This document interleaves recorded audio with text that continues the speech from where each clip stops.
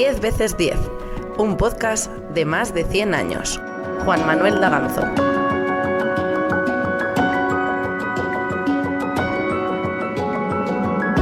Yo tenía dos maravillas en mis manos, que eran la radio, que me hacía hombre, que me hacía ya un profesional, y el estudio en el que pensaba en el mañana, ¿qué seré mañana?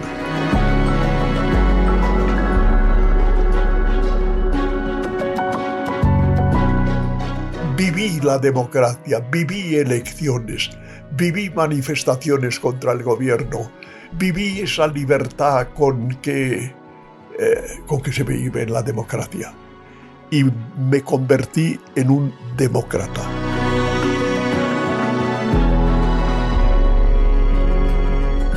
Franco, la primera vez que yo conocí a Franco, que yo saludé a Franco, le dimos la mano y me llamó la atención que yo creí que me iba a dar una mano fuerte y todo eso, no, me dio una mano lánguida y no lo entendí muy bien.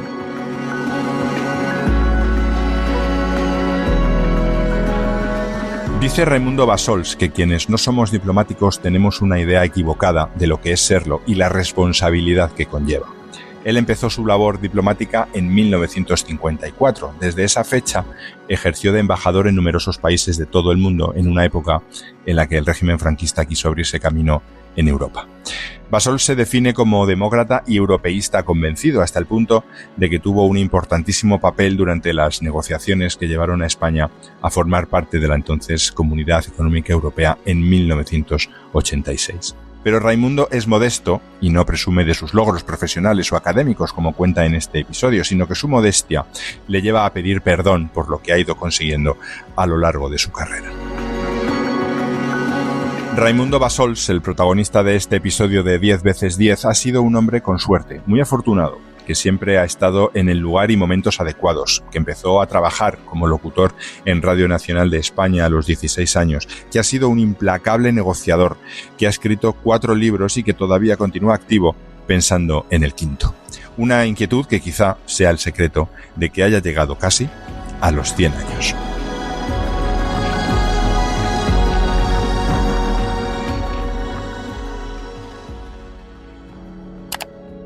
Soy María Bassols, diplomática española e hija del embajador Raimundo Bassols, al que tengo el honor de presentar hoy.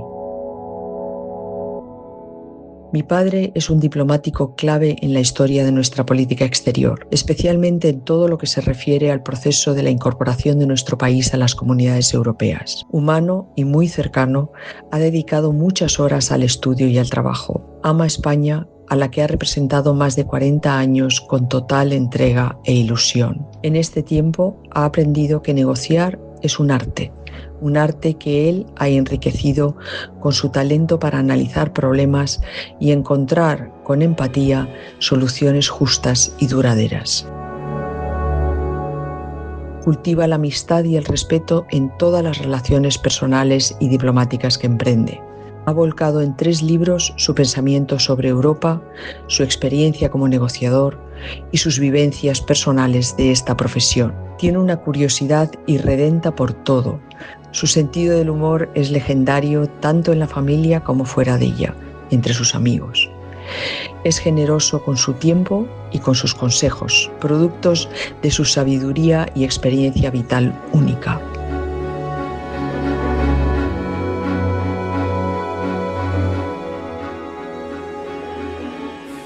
Raimundo Bassols, muchas gracias por recibirme en su casa y por decir que sí a esta entrevista, que me decía que usted es como un desaparecido ya, que pero usted ha tenido un papel muy importante dentro de la historia de España, como vamos a ver ahora. Ha sido diplomático, embajador en muchos sitios y pieza fundamental en la entrada de España en Europa. Y eso es para reconocérselo. Muchas gracias. Muchas gracias por venir a mi casa. Soy un desaparecido, efectivamente, pero me he convertido en un fantasma que todavía vive, que está pisando una edad ya importante, y lo más importante de mi vida es mi edad. porque lo demás es usted muy amable, o eres tú muy amable, vamos a cambiarlo del usted por el tú. Y sí, me gusta recordar también lo que sucedió en una vida que para mí ha sido una vida fantasiosa y simpática, con altibajos, con algunos momentos malos, con muchos buenos, una vida que yo diría que es maravillosa a esta edad, pues ahora, cuando mira hacia atrás. Ahora vamos con ello. Me decía hace un momento fuera de micro que usted es mayor, que no es viejo, que no ha cumplido los 100 años. Eso es lo que me defiendo con esto. Viejo es otra cosa. Ya veremos cuando cumpla 100 años, que es dentro de 5 o 6 meses, qué pienso. De momento me niego a ser viejo. Soy mayor y por lo tanto lo de viejo me suena raro. Ya veré qué pienso cuando llegue a viejo. De momento no te puedo contar más que lo que pienso cuando soy mayor. Quizás ese sea el secreto de llegar a esta edad, el sentirse joven. ¿Me quieres robar un secreto? ¿Cuál es el secreto de llegar a los 99 años?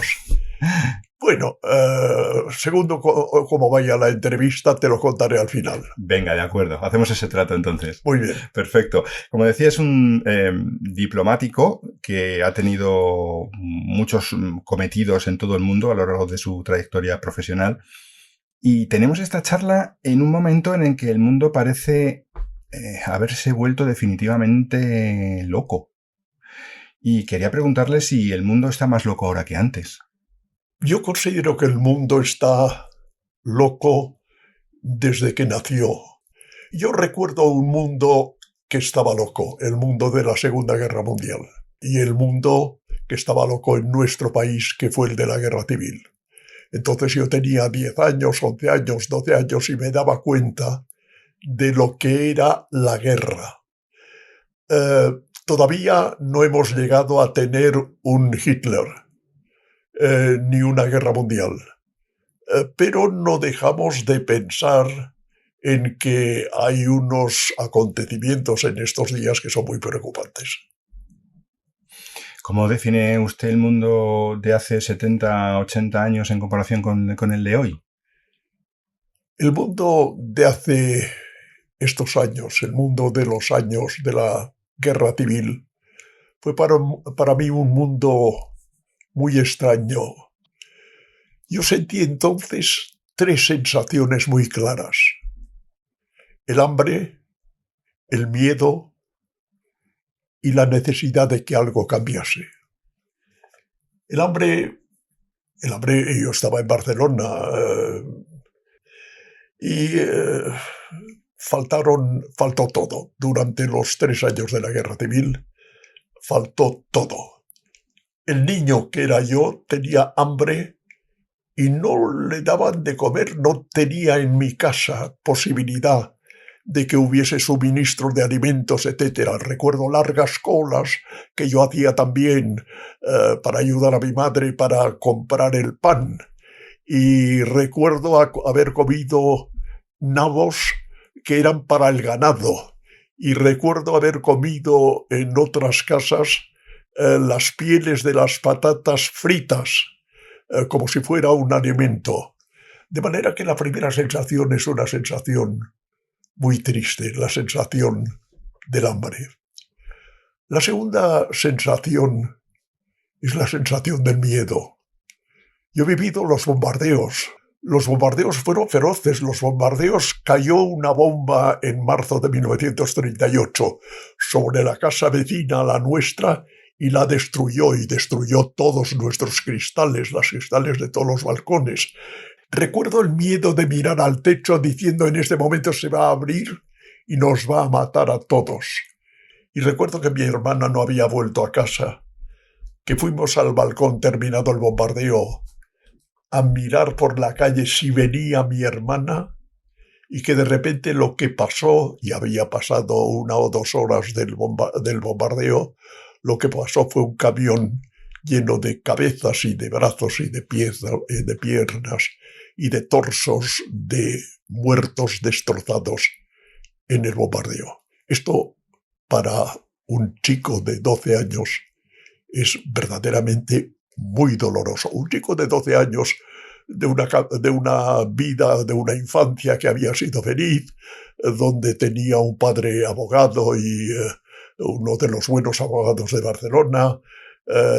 Pertenecíamos a una generación acomodada. Íbamos a nuestros veraneos. Yo tenía de niño una nurse inglesa para que aprendiese inglés, además de el castellano y por supuesto del catalán también. Y conocí la sensación de odio en los periódicos, de odio en la actuación, de odio en la calle. Descubrí el sentido del odio en mi casa. Recuerdo una vez que los milicianos de la Federación Anarquista Ibérica, FAI, registraron todo el edificio. Nosotros vivíamos en el tercero, todos los pisos. Y cuando llegaron a casa, recuerdo a aquel miliciano que dirigía el pelotón y que le dijo a mi madre: va a acompañarme a usted a ver todas las habitaciones y me abren los armarios, lo que yo diga. Y este chaval también que venga con nosotros.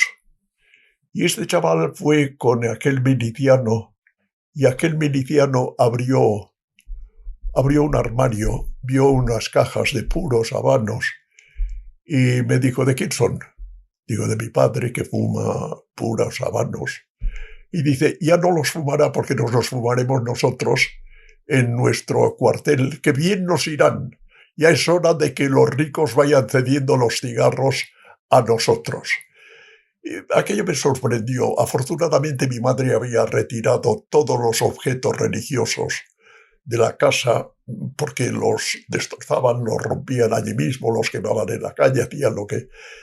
Pero había dejado una virgen de metal, yo creo que era de bronce, de un metal pesado, con un pie de mármol blanco. Y el miliciano me preguntó: oye, chaval, ven aquí. ¿Y esto qué es? Digo: es la Virgen María. Dice: ¿de quién es? De mi madre. Tiene devoción por la Virgen María. Ah, muy bien, pues te voy a contar una cosa. Esta Virgen María es de un metal estupendo, me la llevo en un saco y la vamos a convertir en 5 balas para matar fumadores como tu padre y a lo mejor fascistas. Eso me hizo pensar en el odio. La guerra civil para mí fue hambre, miedo y odio. ¿Y eso cómo se traslada al resto de los años de su vida? ¿Cómo marca eso? De ninguna manera. Está cubierto en un depósito especial que yo tengo, que es la obligación mía del sacrificio y de entender, no de sentir el odio, la venganza, la devolución del mal, sino de que hay que eliminar el odio de las personas individuales y de la sociedad. Es una necesidad absoluta. No podemos volver a una guerra civil, no podemos volver a una guerra mundial. Lo que está sucediendo en estos momentos es odio y las consecuencias son terribles para todos nosotros y terribles para los que están aprendiendo la vida en este momento. Yo ya conozco esto, pero es terrible. Ha hablado de su madre y de su padre. ¿Qué recuerda de ellos? ¿Cómo eran con usted? No sé si era hijo único o no. No, éramos 3 hermanos. Una hermana, todos han muerto, mis padres y mis 2 hermanos. Hubo un cuarto hermano que yo no conocí, que era el que me precedía a mí, que murió a los 2 años. Pero era una familia estupenda, me dieron todo lo que tenían. Lo que se me quitó de la vida lo hizo la guerra civil, no mis padres, y yo fui feliz en mi infancia. Después de mi infancia no, porque el resultado de la guerra civil fue que mi padre faltó y faltaron medios y la guerra civil nos dejó empobrecidos a todos. Vivimos una España muy pobre y que daba pocos empleos. Y además yo tenía que estudiar. Yo tenía que hacer el bachillerato y yo quería abrirme camino en la vida. Yo vi que el entorno que yo tenía no me permitía ser un niño mimado y un adolescente que iba a las fiestas y tenía 4 novias. No.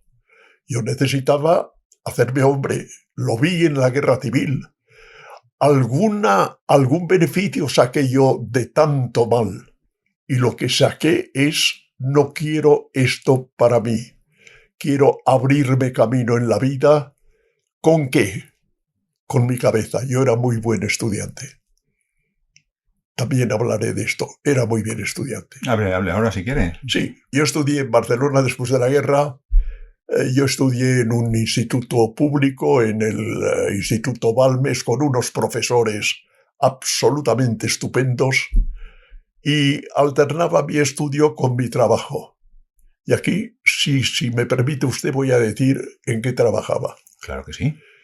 Yo fui locutor de Radio Nacional de España en Barcelona.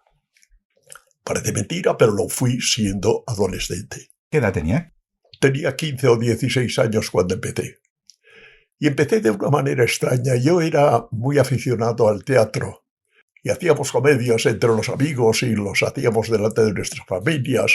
Una cosa de chicos jóvenes que se divierten con el teatro. Pero, así como ahora me he quedado sin voz, tenía entonces una buena voz. Yo fui locutor por una travesura. Y un día en el periódico vi que había un concurso en Radio Nacional de España en Barcelona, en la Gran Vía, esquina Bruc, que era un concurso para ser locutor, para una plaza de locutor. Y sin decirlo a mi familia, me presenté al concurso. Nos presentamos 4. Debían ser muy malos los otros, porque yo tampoco era bueno. Pero gané la plaza. Y gané la plaza, lo cual para mí fue muy importante económicamente, porque lo que yo ganaba lo podía entregar a mi madre, y muy importante desde el punto de vista de cómo veía yo mi vida y el mundo. Porque entonces yo tenía 3 sesiones informativas durante el día. A las 8 de la mañana, otro a las 1:25 del mediodía y otro a las 19:30 de la tarde. Y claro, yo tenía el instituto por la mañana y el instituto por la tarde. Y por lo tanto mi mañana empezaba a las 5 de la mañana, en que me levantaba para estudiar, porque si no, ¿qué hora tenía para estudiar?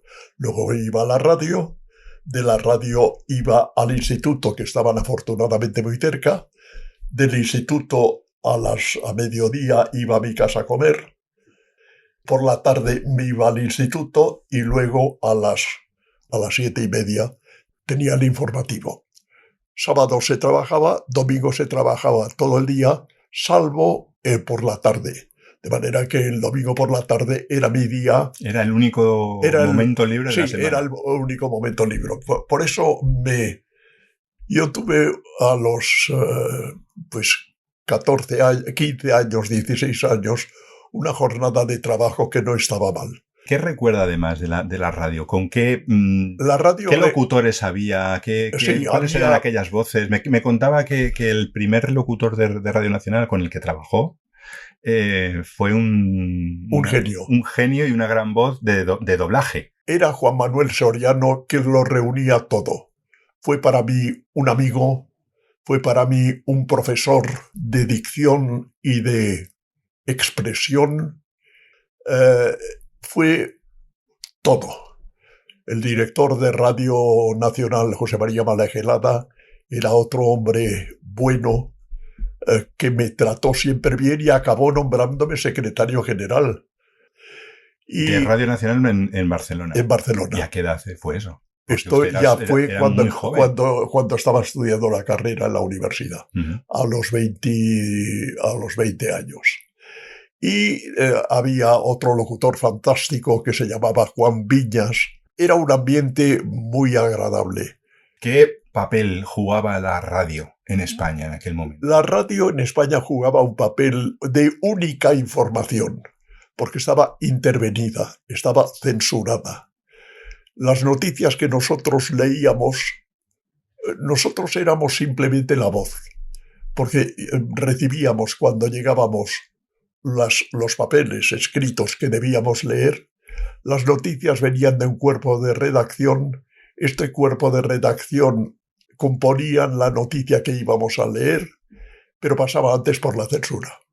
Por lo tanto, la radio era muy escuchada porque no había televisión, y la única fuente de información era Radio Nacional, que tenía el monopolio porque se lo daba al Estado, y las radios privadas no podían dar informaciones internacionales ni nacionales. Éramos un monopolio censurado por el gobierno, pero que nos escuchaban porque era, junto con la prensa, también censurada por el gobierno, nos escuchaba la gente para saber qué estaba pasando, por ejemplo, en la Segunda Guerra Mundial, cómo habían llegado los alemanes a Stalingrado, cuál era la batalla de Stalingrado, etc. ¿Por qué no continuó la radio? ¿Cómo fue ese cambio hacia la diplomacia? Sí, al final del bachillerato yo hice lo que ahora se llama la reválida, se llamaba entonces examen de Estado. Y saqué el Premio Nacional de examen de Estado. Es decir, yo que tenía tan pocas horas para estudiar, pero que tenía muy buenas notas, saqué el Premio Nacional. Yo creo que se equivocaron porque no sé si lo merecía. ¿En qué consistía el premio? ¿La mejor nota de toda España del examen? Sí, había 10 premios extraordinarios del Estado para 10 estudiantes de España. Y entonces, claro, yo lo que obtenía es que empezaba el primer curso de la universidad sin pagar nada. Como en los siguientes cursos saqué buenas notas, pues no pagué la carrera de Derecho, me la gané con las becas, con las notas que yo sacaba, que eran buenas. ¿Cómo era estudiar en aquella época, en la posguerra? Estamos hablando ya de la posguerra. Estudiar era una maravilla. Yo tenía 2 maravillas en mis manos, que eran la radio, que me hacía hombre, que me hacía ya un profesional, y el estudio en el que pensaba en el mañana. ¿Qué seré mañana? ¿A qué asignatura o a qué facultad? Derecho, como mi padre. Hasta que un día vino un compañero mío del Balmes, del instituto, y me dijo: ha salido una convocatoria para el Colegio Mayor de Bolonia. Y obtuve plaza, porque tenía uno de los buenos expedientes que había en España. En Bolonia teníamos el privilegio de ir 2 años con 2 cursos consecutivos y de obtener la carrera de Derecho italiana. Nos la daban. Si queríamos trabajar como abogados en Italia, lo podíamos hacer. Ya éramos abogados en España, pero nos convalidaban todo. Y además nos daban un doctorado en Derecho que se podía convalidar en España y tener el doctorado en Derecho en España.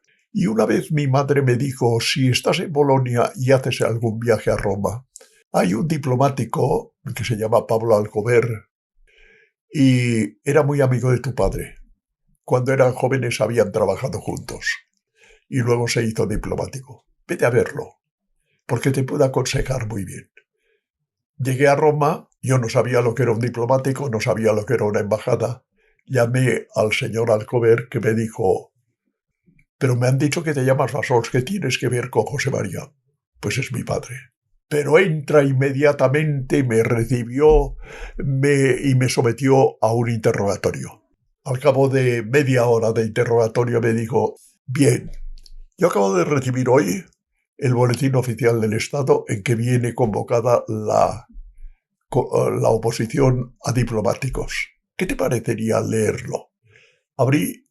Vi los temas de cultura y dije: esto es un flechazo.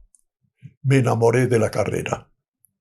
Y a partir de ese momento yo volví ya con mi título en el bolsillo y le dije a mi madre: voy a hacer diplomático, siempre y cuando a ti no te parezca mal que salga al extranjero. Me dijo: no me parece nada mal lo que tú decidas. Lo único que te pido es una cosa: si quieres ser diplomático, sé embajador, llega a embajador. Y así llegó la carrera. Que cuando hay que hacer las cosas hay que hacerlas bien y hasta las últimas consecuencias. Eso es. Y entré en la escuela diplomática y la Dirección General de Radiodifusión me dijo: viene a Madrid 2 años a estudiar en la escuela diplomática, hágame usted un favor. Por la mañana venga aquí a la asesoría jurídica. ¿No es usted abogado? Sí, soy abogado. Pues venga a la asesoría jurídica y así se lleva usted un dinerito que le será agradable. O sea, que su vida ha sido siempre una sucesión de buena suerte, digamos. Una sucesión de buena suerte, porque los que hemos nacido en Viernes Santo tenemos mucha suerte. Luego tenemos en el paladar una cruz y luego tenemos luz en el paladar. De tal manera que yo por la noche, cuando estoy en cama, no tengo que abrir mi lámpara para leer. Abro la boca y leo con la luz que tengo en el paladar.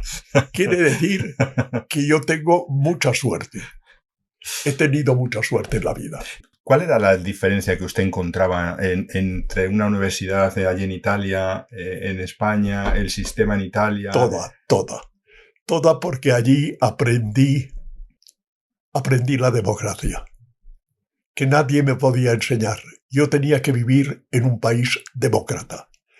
Y allí mis compañeros me hablaban de las elecciones, y me hablaban de la libertad de expresión, y me hablaban de la libertad de prensa. A mí, que había sido locutor sin libertad de prensa, y me hablaban de que vale igual el voto de un marqués que el voto de un guardia civil, y que somos iguales ante la ley, y que hay una constitución que hay que respetar, y que hay una separación de poderes.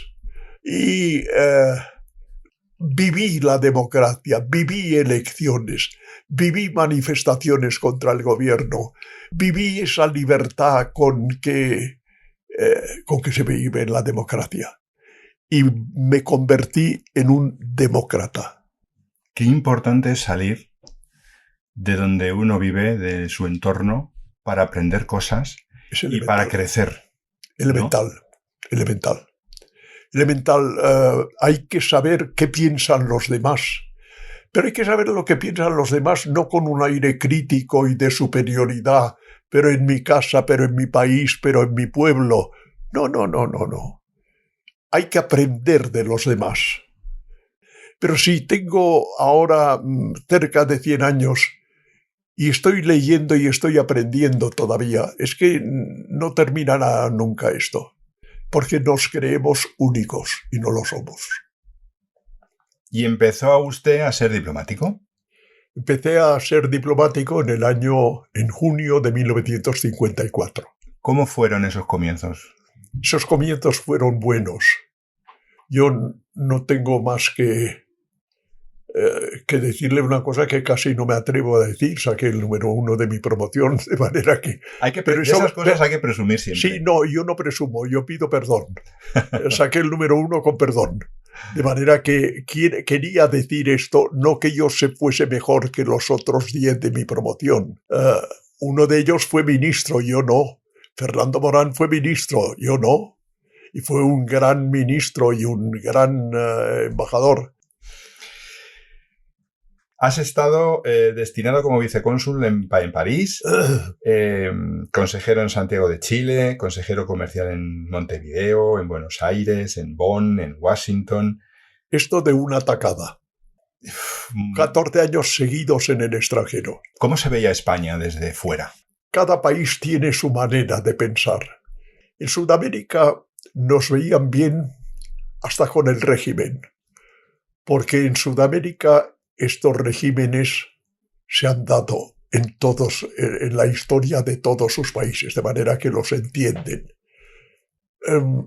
Sí, lo de Franco no les gustaba evidentemente a los demócratas con los que yo trataba en esto, pero no era inconveniente. La embajada de España era una embajada especialmente querida. En Bonn era claro que no lo admitían. No lo admitían de ninguna manera. Es decir, nos lo hacían sentir. Usted no lo sabe, pero aquí vamos a ir a una Europa global. Ustedes no entrarán nunca en ella porque ustedes tienen un régimen dictatorial. Y lo mismo pasaba en Estados Unidos. Nos hacían sentir políticamente el tema en Alemania, en Estados Unidos, no en Sudamérica. Tengo una curiosidad. ¿Usted conoce a Franco? Sí. ¿Cómo era Franco?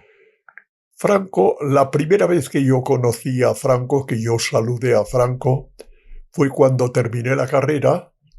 Nos hicieron poner unos uniformes de verano, ir a saludar al jefe del Estado, y nos condujo al jefe del Estado en el Palacio del Pardo el ministro de Asuntos Exteriores, que en mi caso, en el año 54, era Martín Artajo. Martín Artajo hizo un elogio de la promoción, dijo que éramos muy bien, muy disciplinados y que lo hacíamos muy bien. No sé cómo lo sabía porque no lo habíamos tratado con él y además no éramos tan disciplinados todos. Y nos anunció como la promoción de Gibraltar, porque cuando lleguen a embajadores ya Gibraltar será español, excelencia. Y le dimos la mano y me llamó la atención que yo creí que me iba a dar una mano fuerte y todo eso, no, me dio una mano lánguida y no lo entendí muy bien. Hizo un discurso también dándonos ánimo para alejarnos del país y dijo una cosa que era realidad. La profesión de ustedes tiene unas partes muy buenas y muy lucidas y muy bonitas y otras que no lo son. No se desanimen por los que no son. Ustedes vivirán en países malsanos, de mala sanidad. Ustedes vivirán en países violentos. Ustedes cuando lleguen a una cierta edad estarán lejos de sus familias, de sus hijos, porque sus hijos irán a la universidad en España y ustedes serán embajadores en otro sitio. De manera que prepárense ustedes, porque esta carrera es una carrera que tiene muchos sacrificios personales. Es una carrera que se juzga de una manera muy frívola, muy frívola. Estos diplomáticos que beben whisky, que galantean a las señoras y que van a cenas y a cócteles, y se pasan el día en eso, y no saben que cuando vamos a una cena nos colocan al lado de la embajadora de la India, cuyo inglés no se entiende. ¿Y qué estás pensando? ¿Qué le digo yo a esta señora? ¿Y qué me contestará? ¿Y cómo le diré que no la entiendo? Pero ¿y lo bien que se come? Y lo bien que se come, sí. Eso sí. Eso desde luego.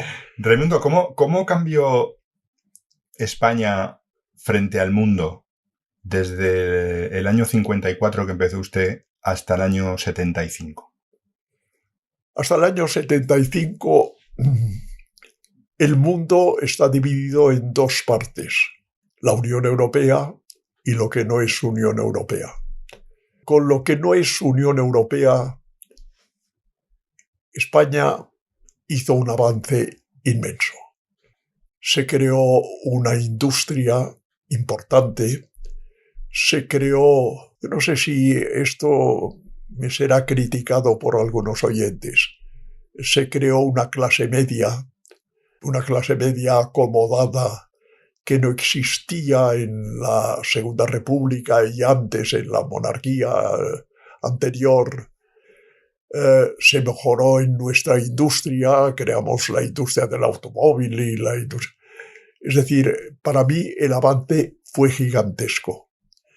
Pero luego se creó un pensamiento de qué será nuestro mañana. Yo creo que ahí hubo un cambio absolutamente fundamental. Unos decían la democracia. Terminará Franco y no se ve a otro caudillo en los alrededores. Por otra parte, la dictadura española había evolucionado, era menos dictadura, era un poco más dicta blanda, y sobre todo había la ilusión del príncipe de España. Y luego todos pensamos, o gran parte de los empresarios pensaron, los sindicatos pensaron, nosotros los profesionales de una cosa y otra, los políticos pensaron, que nuestro futuro estaba en Europa, si nos democratizábamos. De manera que, para mí, hubo un cambio de 360 grados. Todo el cambio fue importante. Usted dijo en una entrevista en El País, en el año 76, que la entrada en Europa será una consecuencia lógica de la reforma política. Claro. ¿Cómo cambió esta percepción de Europa? Respecto a España, muy lentamente. Fue muy difícil. La percepción de ellos respecto a nosotros fue muy difícil. Nuestros problemas fueron los siguientes. Primero, el aislamiento. No olvidemos que estuvimos aislados internacionalmente durante los años 40, durante gran parte de los años 50, hasta los avanzados los años 60, hasta que entramos en Europa. ¿Cómo pudieron decir luego en una resolución de la Conferencia de Potsdam en 1945 y España no entrará en las Naciones Unidas mientras tenga un régimen impuesto por el nazismo? Era el aislamiento. Y en el 1947, cuando se aprobó el Plan Marshall, España no recibió ningún beneficio y se creó la OECE, hoy OCDE, y no entramos, no nos admitieron. Si Naciones Unidas nos aplicó sanciones, los países miembros de Naciones Unidas se retiraban de España y se retiraron los embajadores de España. Pero si en el año 1949 se creó la OTAN y España fue excluida. Y los españoles decidimos en aquel momento que no podíamos ser tratados de esta manera y que algo que había que cambiar. Fue el momento en 1959 en que ya fuimos admitidos en el Banco Mundial, del que por razones políticas no habíamos entrado, del Fondo Monetario Internacional, en el que tampoco habíamos entrado. Fue el momento en que se nos abrieron las puertas.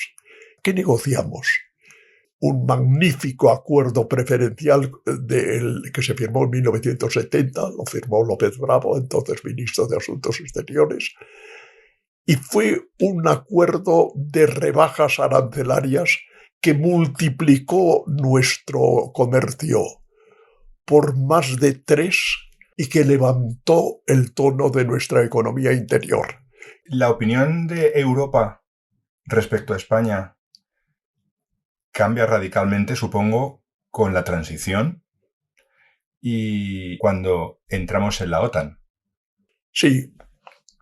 El rey de España, el día de su proclamación, pasa al micrófono y lee un mensaje en el que no trata más que de un tema de política exterior, en aquel mensaje que fue Europa. Yo recuerdo que nos citaron, yo ya era director general de Relaciones Económicas Internacionales, y el Consejo de Ministros, ya presidido por Suárez, nos preguntó cómo veíamos el porvenir. ¿Teníamos que pedir la integración o la modificación del acuerdo de 1970?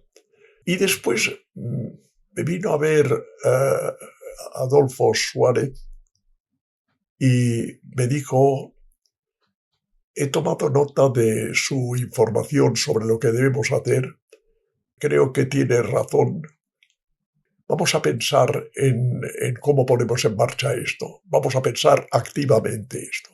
Yo tenía la impresión de que había que acelerar la petición de entrada en Europa. Cuando ganó las elecciones, la UCD, este partido que nunca se acabó que era frágil, porque estaba dividido en muchas ideologías, y decidió que se que se pidiese la iniciación de negociaciones de integración. Y usted fue, de alguna manera, el líder de estas negociaciones. No, el líder de estas negociaciones fue Calvo Sotelo, el ministro español de Relaciones con las Comunidades Europeas. Fueron 7 años, entonces, de negociaciones en serio. Desde el 79 a la firma del acuerdo en el 85 y entrada en vigor en el 86, exacto. Efectivamente. ¿Qué hubiera sido de España si no hubiera entrado en la Unión Europea? Hubiera sido lo mismo que Turquía o lo mismo que Marruecos o lo mismo que otros países que no pueden entrar. Muy brevemente, ¿está la Unión Europea en peligro en estos momentos? ¡Qué pregunta! Esta es una pregunta interesante. Yo creo que sí. No en peligro de existencia, pero en peligro de paralización. A lo que vamos, a lo que yo sostengo que debemos ir, y creen los europeístas de verdad, y creían los europeístas del principio, es a la unión política, económica. Un solo país, Europa, una federación de pequeños países como Alemania, Francia, España, Italia, Bélgica, Países Bajos, Bulgaria, Rumanía, Polonia, etc., hasta 28, hasta 27. ¿Cómo se puede ir? Yo siempre digo que si tuviésemos verdaderos políticos europeos, que tuvieran la fuerza, el poder y la convicción política que tenían aquellos que crearon Europa, podríamos ir. ¿De qué manera? Pues haciendo una Europa de varias velocidades y que debemos ir a una Europa grande, que sea como una OTAN, pero que se pueda medir con autoridad, que tenga autoridad. Repasando su vida, su trayectoria y muy brevemente, ¿cuáles son, desde su punto de vista, los puntos de inflexión de la historia en España y de la historia en Europa? De Europa fue la creación en el 51 y en el 57 de las 3 comunidades. Primero, el acuerdo de Maastricht, pasando de lo comercial a lo financiero y creando el euro. El fracaso de la Constitución, del proyecto de Constitución y la firma del Tratado de Lisboa, que es en el que hoy en día tenemos que olvidar los tratados anteriores. Es la Constitución, pero hecha tratado. Y en España, para mí, la España de Franco, que es una España que sufrió una evolución interior interesante de recordar, que pasó del aspecto fascista hacia más libertades, que nos permitió entrar en todos los organismos internacionales, con unos gobiernos que cada vez tenían personas más europeístas y personas más demócratas por dentro, y que pidió la entrada en Europa. Le puedo contar una intimidad, por supuesto, que me contó uno de los protagonistas, que no le voy a decir quién era. Se dice el pecado, pero no el pecador. No. Un día se reunieron Castilla y Ullastres para decir: necesitamos que Franco se abra a Europa. ¿Cómo hacemos para esto?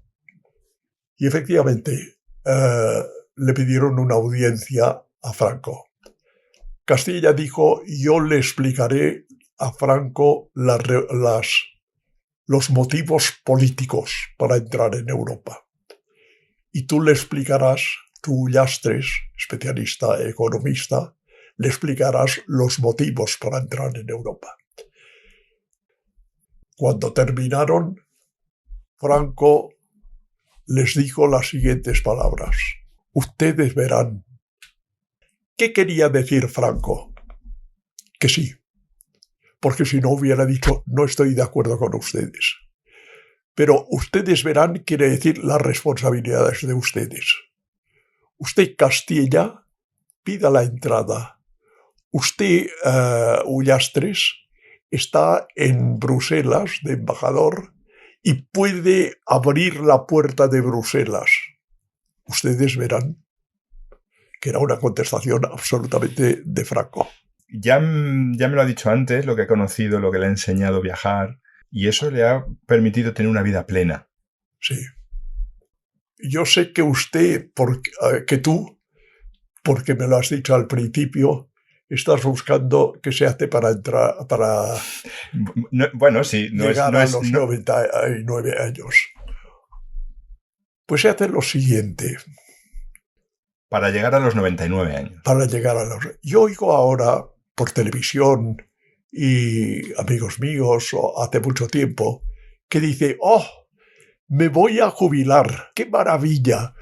Son los que creen de verdad que jubilación viene de júbilo, viene de jubilatio, viene de alegría. Y dicen la jubilación es una gran alegría. Para mí la jubilación siempre la he temido, porque sabía que iba a cortar mi actividad. Yo era un hombre activo, a toda mi generación nos jubilaron a los 65 años. Yo dije, voy a montar algo, voy a montar un despacho de asesoramiento, lo que sea, no tuve tiempo. Me llamó la empresa privada, me llamó Repsol, y me dijo, quiero que se venga usted con nosotros. Lo necesito como asesor de relaciones internacionales. Me llamaron otras 2 o 3 empresas ofreciéndome también su colaboración que yo les di. Luego, la jubilación a los 65 años o a los 70 es inútil. Pero además, en el interín, me llamó la Universidad Francisco de Vitoria y me dijo, tenemos un máster y queremos que usted haga una asignatura de negociaciones internacionales en el máster, lo que yo acepté. Y durante 5 años di mis clases en el máster. Pero antes de terminar este máster, la escuela diplomática me dijo, necesitamos un profesor de negociaciones internacionales que venga a dar clases a los nuevos alumnos. Y tuve la ilusión de ir a la escuela diplomática cada año, durante muchos años, dando mis lecciones allí. Con un enorme placer, porque me permitía hablar con la gente joven. Y yo me sentía más joven. Y seguir estudiando, y seguir trabajando, y seguir mi ritmo, el que me pedía el cuerpo, el que me pedía mi actividad. O sea, que el secreto está en no dejar de trabajar nunca, en hacer lo que a uno le gusta, el tener contacto con la gente joven, que es la que insufla ese ánimo y esa vitalidad. Le voy a explicar una cosa. Yo solía tener mucho diálogo con los jóvenes. Y les decía, y ahora hemos terminado la clase, los que se quieran quedar, que se queden, y vamos a hablar de otras cosas de la vida. Y la pregunta invariable en las distintas generaciones era, ¿cuál es el camino del éxito? Yo les decía, miren ustedes, el camino del éxito tiene 3 capítulos. Esfuerzo, sacrificio e ilusión. Si ustedes me piden que yo abrevie esto y que lo reduzca a 1, ilusión. La ilusión en la vida es una musculatura de tal manera que levanta montañas.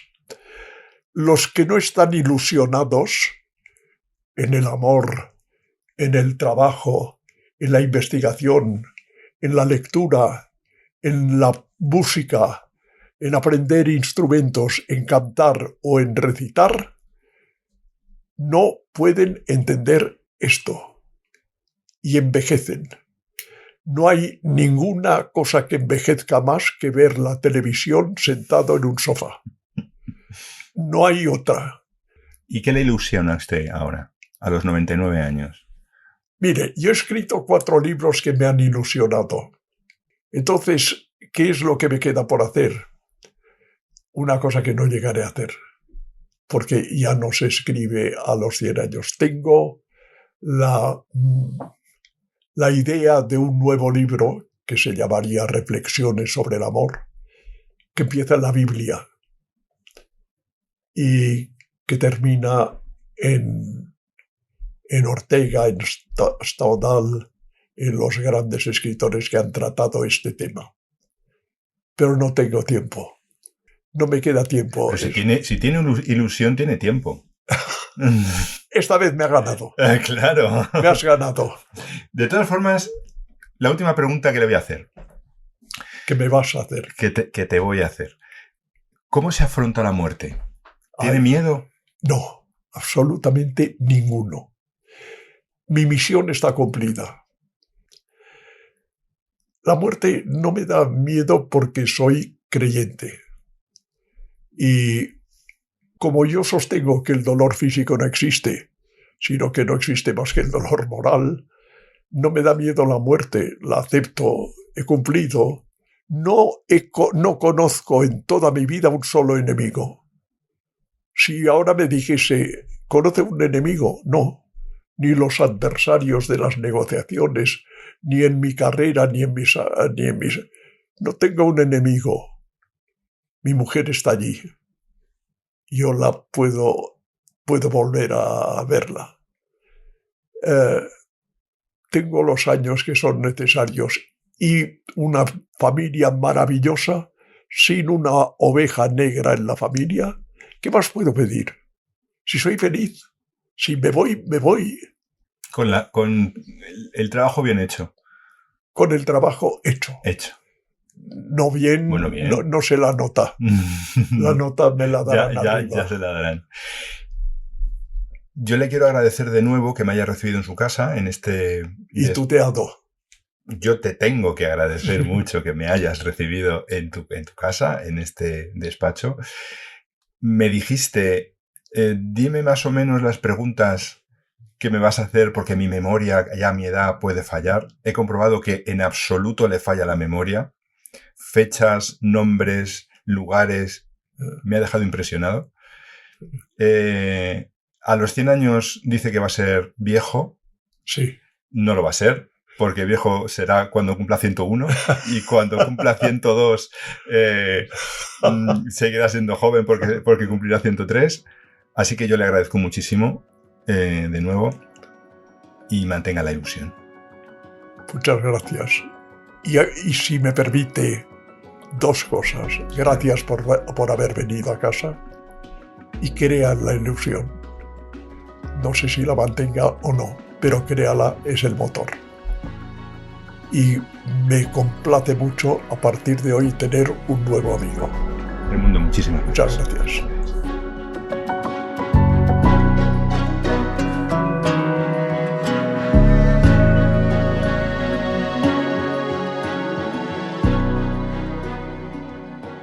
Diez veces 10.